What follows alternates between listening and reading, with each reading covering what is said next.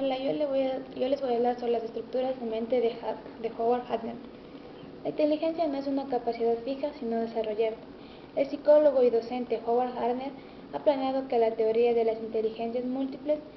Gardner propuso que las personas tenemos varios tipos de inteligencia y que todas son válidas e importantes para el desarrollo personal, así como la inteligencia lingüística, musical, lógica o matemática, espacial, corporal o kinestésica, interpersonal o intrapersonal y la última que es la natural. El psicólogo, investigador y profesor de la Universidad Harvard, conocido en el ámbito científico por sus investigaciones en el análisis de las capacidades cognitivas y por haber formulado teorías de las inteligencias múltiples. En el primer capítulo del libro tenemos la idea de las inteligencias múltiples. La obra comienza con una crítica a pruebas de inteligencia tradicionales. La inteligencia debe probarse con algo más que breves preguntas y respuestas, más que las pruebas en sí. El problema reside en que la concepción de inteligencia dominante. El propósito del autor es ampliar y reformular solo así para evaluar y educar. De manera que este libro no solo se presenta las distintas inteligencias y sus características, sino que también extraen todas sus implicaciones educativas, uniendo la psicología, la educación y la política. En el segundo capítulo tenemos la inteligencia con concepciones anteriores. La idea de las inteligencias múltiples es antigua, ya que en la época griega se conocía con distintas facetas de la mente, por lo que el capítulo consiste en el recorrido desde la historia de la filosofía hasta la psicología y especial atención a Piaget. El enfoque del procedimiento de la información de los sistemas simbólicos.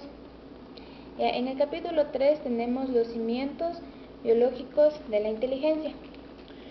Durante la época de Gardner, que escribía el libro, se estaba produciendo una explosión de descubrimiento en áreas como la bioquímica, la genética y la neurofisiología, que guardaban explicaciones sólidas y convenientes sobre numerosos fenómenos intelectuales.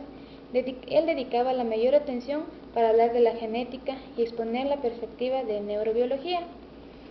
En el capítulo 4 tenemos sobre qué es la inteligencia.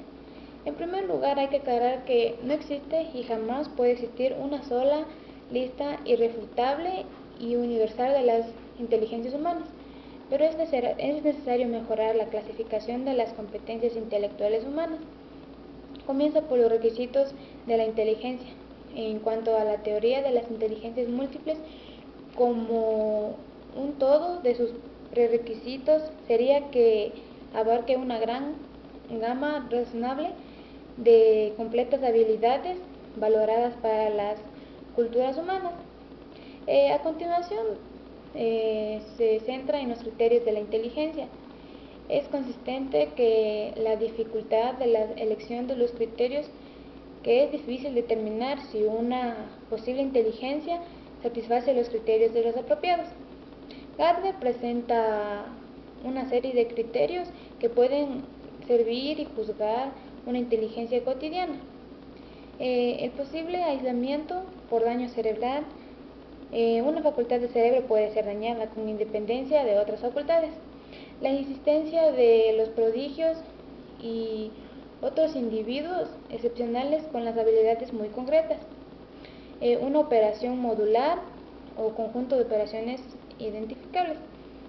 También puede ser una historia distintiva del desarrollo junto con un conjunto de desempeños de expertos de estado final. Una historia evolucionista y la revolución verosímil. El apoyo también de las tareas psicológicas experimentales. Apoyo de hallazgos psicométricos. También hay la susceptibilidad de la codificación de un sistema simbólico. Cuando se ha planeado que los criterios son los más adecuados para identificar una inteligencia, es importante expresar que no solo las inteligencias, por ejemplo, no son equivalentes a los sistemas sensoriales, son más bien capacidades que se realizan por medio de un sistema sensorial. Debe ser considerado como entidades con cierto nivel de generalidad. Tampoco hay que tampoco han de pensar que el término son evaluadores. ¿Ya? Para Gardner, la paradigma es la poesía. El poeta uno ve que la acción con especial claridad de operaciones modulares del lenguaje, pero el lenguaje posee más de usos, parte del poético, retórico, mnemotécnico, explicativo y metalenguaje. Explica que el desarrollo de las habilidades lingüísticas como adquieren los niños en el lenguaje. También habla del cerebro y el lenguaje. Está ligado a operaciones en determinadas áreas del hemisferio izquierdo. Recientemente se había descubierto que los hemisferios no son anatómicamente iguales. La importancia de los elementos auditivos y orales son aparte de los experimentos de escritura, aspectos, etc. Tras hablar sobre las áreas y funciones cerebrales implicadas en el lenguaje del autor, explica las variaciones lingüísticas transculturales, como han sido valoradas las distintas habilidades lingüísticas a lo largo de la historia.